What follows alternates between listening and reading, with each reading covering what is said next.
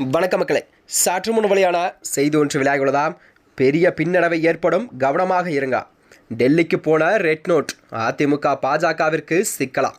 வாங்க வீடியோவை முழுமையாக காண்கலாம். அதாவது தமிழ்நாட்டில் சட்டமன்ற தேர்தல் நெருங்கி வரும் நிலையில்தான் மாநிலம் முழுவதுமே பாஜக அதிமுக முகாமில் பெரும் குழப்பமெல்லாம் ஏற்பட்டு வருகிறதாம்.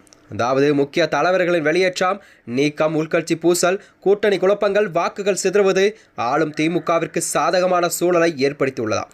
இந்த சூழல்தான் தொடர்பாக பாஜக டெல்லி தலைமைக்கு முக்கிய அறிக்கை ஒன்று செல்லுதலாக செய்திகள் வெளிவந்தன. அதாவது பாஜகவுடன் தேசிய ஜனநாயக கூட்டணியிலிருந்து வெளியேறுவதற்காக பன்னீர்செல்வம், டிடிவி தினகரன் அடுத்தடுத்து அறிவிப்பை வெளியிட்ட நிலையில்தான் பிரதமர் நரேந்திர மோடி சமீபத்தில் தமிழ்நாடு வந்தபோது கூட அவரை சந்திக்க பன்னீர்செல்வத்துக்கு அனுமதி கேட்டிருந்தாராம். ஆனால் பிரதமரோ அவரை சந்திக்க அனுமதி கிடைக்கவில்லை என்று சொல்லப்பட்டதாம். இதன் காரணமாகத்தான் பல வகையான வியூகங்கள் கிளம்பின. இப்படிப்பட்ட நிலையில்தான் பாஜகவின் தேசிய ஜனநாயக கூட்டணியிலிருந்து வெளியேறுவதாக பன்னீர்செல்வம் அறிவிப்பு செய்திகள் வெளிவந்தன. அதனைத் தொடர்ந்துதான் ஒரு காலத்தில் அதிமுகவில் சசிகலா ஆட்சிக்கு வருவதற்கு எதிராக தர்மயுத்தம் செய்தவர்தான் பன்னீர்செல்வம். அப்போதிலிருந்தே பன்னீர்செல்வம் பாஜகவுடன் நெருக்கமாக இருந்த செய்திகள் எல்லாம் வந்தன. ஆனால் பாஜக தலைவர்களையும் அவ்வப்போது பன்னீர்செல்வம் சந்தித்து வந்தார். அதன் பிறகுதான் அதிமுக உடைந்து மீண்டும் பன்னீர்செல்வம் எடப்பாடி பழனிசாமி கரம் கோர்க்க பாஜக ஒரு முக்கியமான காரணமாக இருந்தது. பன்னீர்செல்வம் அப்போதே பாஜகவுடன் மேலும் நெருக்கமாக ஆனார்.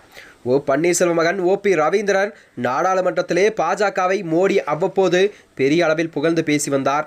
நாடாளுமன்றத்தில் கூட பாஜகவின் மசோதாக்களுக்கு தொடர்ந்து ஆதரவையும் அளித்து வந்தாராம். அதோடு நிற்காமல் மோடி தமிழ்நாடு வரும்போதெல்லாம் பன்னீர்செல்வம் காத்திருந்து வரவேற்றார். அதன் பின் தான் அதிமுகவில் மீண்டும் பிளவு ஏற்பட்ட பின் எடப்பாடி பழனிசாமி பன்னீர்செல்வம் இடையே நீண்ட சட்ட போராட்டம் எல்லாம் நடந்தது. இவர்களுக்கிடையே மிக நீண்ட சட்ட போராட்டத்தில் பன்னீர்செல்வம் தொடர்ந்து டெல்லி ஆதரவு தனக்கு கிடைக்கும் என்று நம்பினார். ஆனால் டெல்லி ஆதரவு கிடைக்காததால் வழக்கில் வெல்ல முடியல என்று பன்னீர்செல்வம் நம்பினாராம். இப்படிப்பட்ட நிலையில்தான் அதே பாஜகவுடன் பன்னீர்செல்வம் கூட்டணியை முறித்துள்ளாராம். இதற்கிடையே பாஜக கூட்டணியிலிருந்து விலகுவதாக அமமுகவின் பொதுச்செயலாளர் டிடிவி தினகரன் அறிவிப்பை ஒன்றை வெளியிட்டிருந்தார். இதனைத் தொடர்ந்துதான் இனியும் காத்திருப்பது சரியில்லை என்று சிலரின் துரோகத்தால் தான் கட்சி ஆரம்பித்தோம், துரோகம் செய்வதை திருந்துவார்கள் என்று எதிர்பார்த்தோம், ஆனால் திருந்தவில்லை. அம்மாவின் தொண்டர்கள் ஒன்றிணைவார்கள் என்று எதிர்பார்த்தோம், ஆனால் அதற்கும் சாத்தியமில்லை என்று தெரிந்துவிட்டது. இனியும் காத்திருப்பது சரியில்லை, எங்கள் வழியில் செல்கிறோம். அதனால்தான் இவரால் பேசியதாக பன்னீர்செல்வம் தெரிவித்திருந்தார். அதே சமீபத்தில் கோபிச்செட்டிப்பாளையம் செய்தியாளர் சந்தித்த அதிமுக மாஜி அமைச்சர் செங்கோட்டையன் எடப்பாடி பழனிசாமி மீது கடுமையான விமர்சனங்கள் எல்லாம் செய்தாராம். கட்சியிலிருந்து நீக்கப்பட்டவர்களை உடனே சேர்க்க வேண்டும் என்று எடப்பாடி பழனிசாமிக்கு காலக்கெடு 10 நாட்கள் விதித்திருந்தார் செங்கோட்டையன்.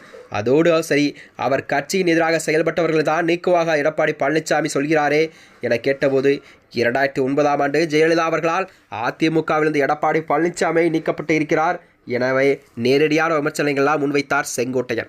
கிட்டத்தட்ட கோபம் அவர் இதை பதிலை அளித்துள்ளார்.